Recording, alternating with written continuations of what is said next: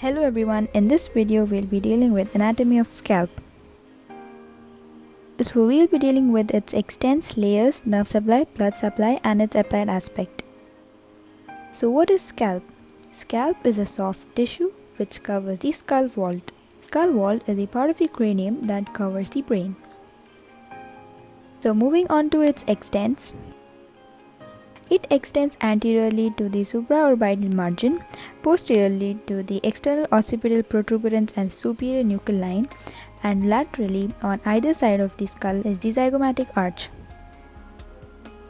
So scalp consists of 5 layers, namely skin, connective tissue, aponeurosis, loose areolar tissue, and pericranium. Skin is the outermost layer of scalp consisting of hair follicles and sebaceous gland.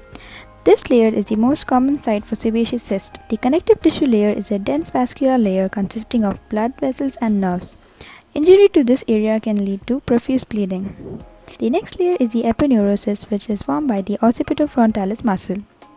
The fourth layer is the loose areolar tissue layer. Emissary veins run across this layer, connecting the second layer to the dural venous sinuses. Pericranium is the fifth layer of scalp, which is formed by the periosteum of the bone.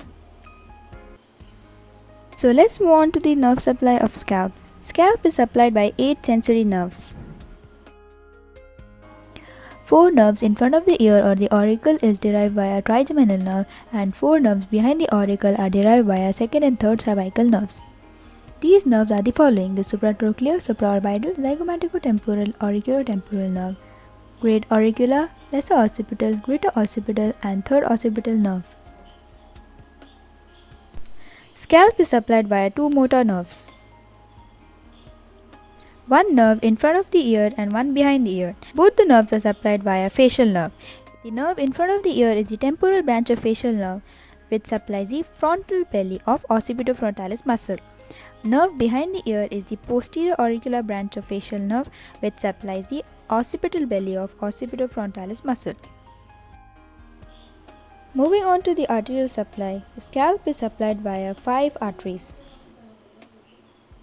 3 arteries in front of the auricle, that is the supratrochlear, supraorbital and superficial temporal artery, and 2 arteries behind the auricle, that is the posterior auricular and occipital artery.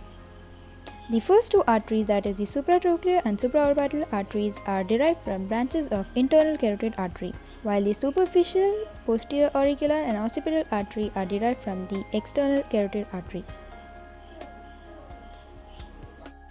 So now we move on to the venous drainage of scalp. The scalp is drained via 5 veins, which move along the arteries and thus have similar names: supratrochlear, supraorbital, superficial temporal, posterior auricular and occipital veins. Its lymphatic drainage is via 3 lymph nodes. In front of the auricle, it drains into the preauricular lymph node. Behind the auricle, it drains into the posterior auricular and occipital lymph nodes. Now we move on to its applied aspects. During injury, the dense connective tissue layer can undergo profuse bleeding due to the presence of blood vessels and nerves in it. Another aspect is the formation of sebaceous cyst in the outermost layer of scalp. This brings me to the end of my video. I hope you liked it, and if you did, do like, share and subscribe. Till then, goodbye.